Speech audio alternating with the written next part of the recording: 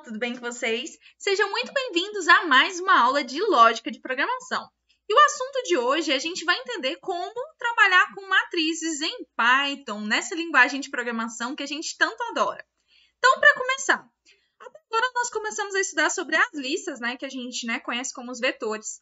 E a gente colocou geralmente dados em uma única dimensão, correto? E poderia ser números inteiros, números com vírgula como o tipo float ou mesmo strings. Só que também é possível colocar uma lista dentro de outra lista. E é isso que a gente chama de matrizes. Então, em Python, costumeiramente, você não vai escutar falando muito matrizes, mas sim uma lista dentro de outra lista. Então, é assim que a gente vê as matrizes dentro dessa linguagem de programação e é super fácil de poder trabalhar. Pois bem, considere a seguinte lista aqui apresentada. Então, a gente tem uma lista que se chama notas, que é o nosso vetor, e tem 3 notas, 10, 9 e 8. Então, ela possui apenas 3 elementos, que são 3 números inteiros, uma linha e 3 colunas, perfeito? É como se fosse apenas um estudante e tivesse as suas 3 notas em lógica em cada um dos seus trimestres. Daí, como é possível, Thalia, que se eu pudesse armazenar, então, mais informações? Imagine, por exemplo, que eu tenho que guardar, então, as notas de todas as minhas turmas. Então, imagine que quando eu tenho muitas turmas, sei lá, eu tenho 6 turmas e tem a nota de 40 estudantes em cada uma das 6 turmas. E aí, imagina, quanto mais turmas fosse aumentando, seria mais vetores? Então, na verdade, a gente poderia simplificar com uma matriz. E esse exemplo aqui, ele vem para mostrar um exemplo, tá? O exemplo vem para mostrar o exemplo, claro. Então, a gente vai supor que temos 3 estudantes, onde cada um possui 3 notas.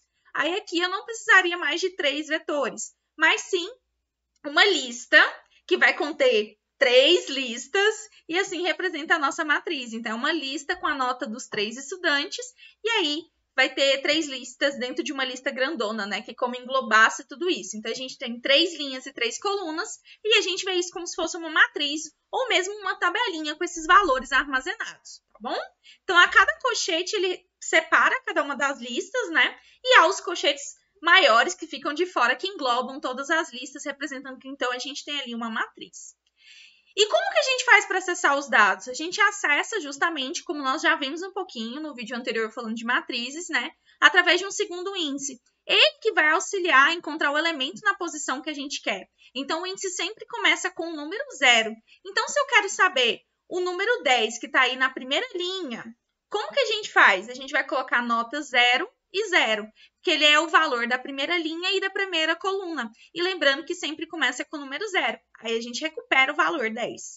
E se a gente quisesse acessar o número 7, que está lá, então, lá na segunda linha, e a gente está lá na terceira coluna, como que a gente poderia fazer? Aí, o que a gente vai usar? O acesso às posições, não é mesmo? Aí, ó, 0, 1, então, está na segunda linha, e aí tem a segunda coluna. Perdão, na terceira coluna, que é onde está o 7. E aí, a terceira coluna é representada pelo número 2, que é 0, 1, 2. Então, notas no colchete 1 e 2 vai acessar a posição 7, o número 7, perdão, Então, essa é a posição, notas 1, 2, isso está dentro de colchete, que vai acessar o valor 7. Então, sempre aqui a gente tem 2 dimensões para poder acessar esses valores, Os 2 índices que vão representar qual é aquele valor que a gente vai encontrar, Aquilo que está ali armazenado na minha matriz.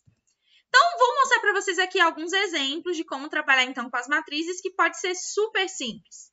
Então, esse primeiro aqui está mostrando, então, 3 listas, como se fosse uma lista de compras. Então, tem maçãs, pera, kiwi, e aí a gente vai colocar isso depois dentro de toda uma lista grandona que se chama compras, que vai receber, então, produto 1, produto 2 e produto 3. Se a gente printar, a gente vai ver esses valores. Então, aqui, o primeiro elemento é o nome do produto, o segundo é a quantidade e o terceiro o preço.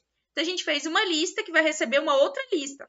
E são valores distintos, o que é super legal em Python, porque o primeiro elemento é string, o segundo é inteiro, o terceiro é float, e eles estão todos armazenados ali juntos.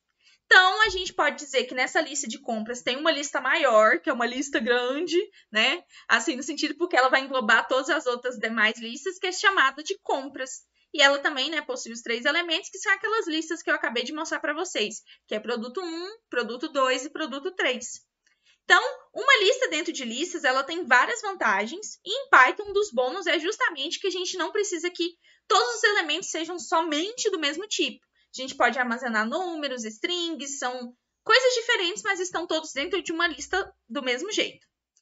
Outro exemplo com matriz, dando continuidade naquele que a gente falou, já que a gente pegou ali, criou compras e colocou todas as outras listas dentro delas, como que eu faço para imprimir essa lista e percorrer esses elementos, a minha matriz que se chama compras? Eu uso um for. Então, eu posso usar um for e, por exemplo, uma letrinha que eu queira, né, para poder acessar os índices, e aí eu vou percorrer em compras. Então, a gente vai usar esse caso. E aí, qual vai ser o resultado da impressão deste código que está aqui na tela para vocês? Este aqui. Então, o resultado que você vai ter quando você colocar esse código e rodar ele no interpretador vai ser esse. Vai ter o produto, a quantidade de preço para todos os elementos que a gente precisar. Então, ele está percorrendo todos os elementos da minha matriz e está printando na tela. Viu que legal?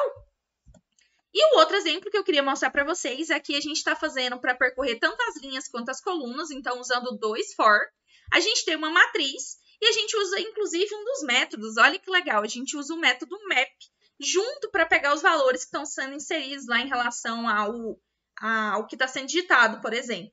Aí eu vou mostrar para vocês aqui que é uma impressão, então, justamente dessa matriz. Então, basicamente, se delimita o número de linhas e colunas, e aí faz uso, inclusive, desse método map, que mapeia, e se determina os elementos da matriz, que é esse vetor um dentro do outro, uma lista dentro de uma lista.